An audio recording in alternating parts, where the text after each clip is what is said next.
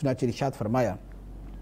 وَإِن يُكَذِّبُوكَ فَقَدْ كَذَّبَتْ قَبْلَهُمْ قَوْمُ نُوحٍ وَعَادٌ وَثَمُودَ وَقَوْمُ إِبْرَاهِيمَ وَقَوْمُ لُوطٍ وَأَصْحَابُ مَدْيَنَ وَكُذِّبَ مُوسَى فَأَمْلَيْتُ لِلْكَافِرِينَ ثُمَّ أَخَذْتُهُمْ فَكَيْفَ كَانَ نَكِيرِ۔ اور اے حبیب اگر یہ کفار تمہاری تکذیب کرتے ہیں تو بے شک ان سے پہلے نوح کی قوم اور عاد اور ثمود تکذیب کر چکے ہیں، اور ابراہیم کی قوم اور لوط کی قوم اور مدین والے اور موسیٰ کی تکذیب کی گئی تو میں نے کافروں کو ڈھیل دی، پھر انہیں پکڑا تو میرا عذاب کیسا ہوا، اور کتنی ہی بستیوں کو ہم نے ہلاک کر دیا اور وہ ظالم تھیں، تو اب وہ اپنی چھتوں کے بل گری پڑی ہیں،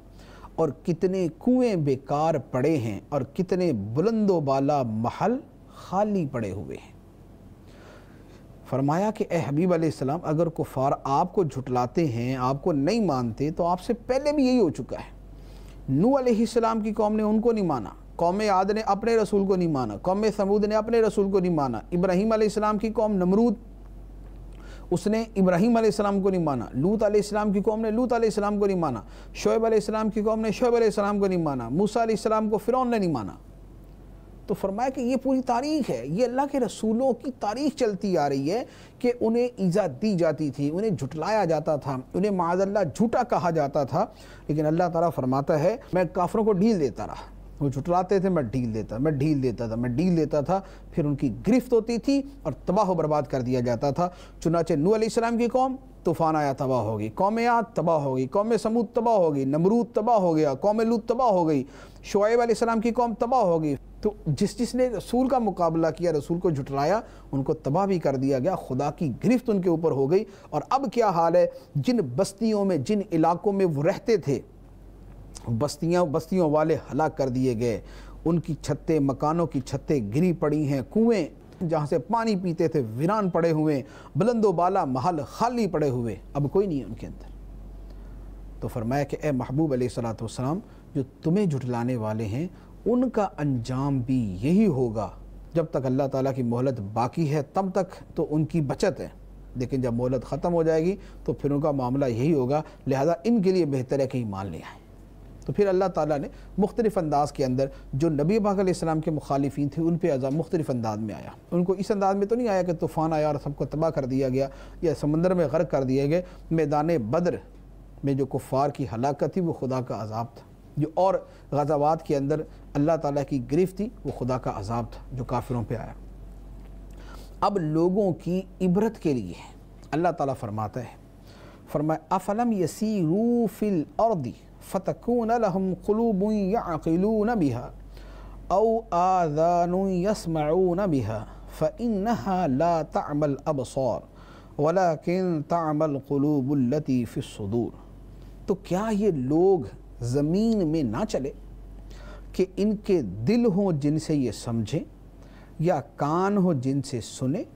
پس آنکھیں اندھی نہیں ہوتی بلکہ وہ دل اندھے ہوتے ہیں جو سینوں میں ہیں۔ اللہ تعالیٰ فرماتا ہے کہ یہ جو لوگ ہیں جو کفار مکہ ہیں، جو اے محبوب علیہ السلام آپ کے مخالف، کیا یہ زمین کے اندر چلتے پھرتے نہیں؟ اور یہ جو اللہ نے ویران بستیاں بیان کی ہیں کیا یہ ان کو دیکھتے نہیں؟ جب ان کو دیکھتے ہیں تو کیا ان کے اندر دل نہیں ہے جن سے ان کو عقل آئے، سمجھ آئے؟ کیا ان کے کان نہیں ہیں جن سے ان کو نصیحت کی بات سننے کو ملے؟ تو اللہ تعالیٰ فرماتا ہے کہ ان کی آنکھیں اندھی نہیں ہیں، ان کے دل اندھے ہیں جو ان کے سینوں کے اندر ہے۔ آنکھیں تو اندھی نہیں، آنکھوں سے تو دیکھتے ہیں، اور آنکھ کا اندھا ہونا اللہ کی بارگاہ میں معیوب نہیں۔ آنکھ کا اندھا ہونا تو وہ ایک تکوینی معاملہ ہے، لیکن جو دل سینوں کے اندر ہے وہ اندھے ہو جاتے ہیں تو یہ تباہی لاتے ہیں، اور یہ خدا کی بارگاہ کے اندر ناپسندیدہ ہے، اور ان کے دل اندھے ہو چکے۔ دل کیسے اندھا ہوتا ہے؟ دل اندھا ہوتا ہے جب گمراہی پر، جب غلط بات پر، جب سرکشی کے اوپر ہٹ دھرمی دکھائی جائے، جب کوئی کفر پہ ڈٹ جائے، گمراہی پہ ڈٹ جائے تو پھر اس کا دل اندھا ہوتا ہے۔ کفر اور ایمان کے اعتبار سے اس اعتبار سے، اور عمل کے اعتبار سے جب آدمی گناہ پہ اصرار کرتا ہے، گناہ کے اندر مزہ محسوس کرتا ہے، گناہ اس کو اچھا لگتا ہے، نیکی اس کو بری لگتی ہے، تو پھر اس کا دل اندھا ہو جاتا ہے۔ گناہ جو ہے وہ دل کی تاریکی کا سبب بنتے ہیں، دل کی نابینائی کا سبب بنتے ہیں، دل کے اندھے پن کا سبب بنتے ہیں۔ اس لیے گناہوں کے اندر لوگ ایسے ڈوبے ہوتے ہیں کہ ان کو کچھ نظر نہیں آتا۔ ان کو آپ جتنا مرضی سمجھائیں ان کے کان سنتے نہیں، ان کو جتنا مرضی دکھائیں ان کی آنکھیں دیکھتی نہیں ہیں۔ کیوں؟ اس لیے کہ ان کی آنکھیں صحیح بات قبول کرنے میں اندھی ہو چکی، ان کے کان جو ہے صحیح بات سننے کے لیے اندھے ہو چکے۔ اب اس کے بعد اگلی آیت میں جو مضمون ہے وہ ہے کہ کفار عذاب کا مطالبہ کرتے تھے کہ ہمارے اوپر جو عذاب آنا جلدی آئے۔ اس پر انہیں جواب دیا گیا کہ قیامت آئے گی، اور جس قیامت کی یہ جلدی مچا رہے ہیں اس کو صرف اتنا سمجھ لیں کہ اس قیامت کا جو ایک دن ہے وہ اللہ کے نزدیک 1000 سال کے برابر ہے،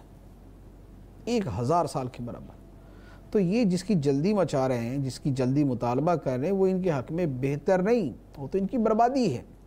اور جہاں تک دنیاوی عذاب کا تعلق ہے تو فرمایا کہ اس کے لیے پچھلی قوموں کے حالات دیکھ لیں کہ یہ جو کہہ رہے ہیں کہ ہم پہ جو عذاب آنا ہے آ جائے، تو کیا یہ یہی چاہتے ہیں کہ انہیں بھی اسی طرح ویران، ان کے مکانات ویران کر دیے جائیں، ان کے کنویں جو ہے وہ پانی سے خشک کر دیے جائیں، ان کے مکان گرا دیے جائیں، ان کے بلند و بالا محلات کو خالی کر دیا جائے، ان کو ہلاک کر دیا جائے جیسے پچھلی قوموں کے ساتھ ہوا تھا؟ تو فرمایا کہ یہ چاہتے ہیں، تو یہ جو جلدی کا مطالبہ کر رہے ہیں یہ تو عذاب کا مطالبہ کر رہے ہیں، اور کوئی عقل مند آدمی اپنی بربادی کا مطالبہ نہیں کرتا۔ چنانچہ ارشاد فرمایا وَيَسْتَعْجِلُونَكَ بِالْعَذَابِ وَلَن يُخْلِفَ اللَّهُ وَعْدَهُ وَإِنَّ يَوْمًا عِندَ رَبِّكَ كَأَلْفِ سَنَةٍ مِّمَّا تَعُدُّونَ، اور یہ تم سے عذاب مانگنے میں جلدی کرتے ہیں، اور اللہ ہرگز اپنے وعدے کے خلاف نہیں کرے گا، اور بے شک تمہارے رب کے ہاں ایک دن ایسا ہے جو تم لوگوں کی گنتی کے 1000 سال کے برابر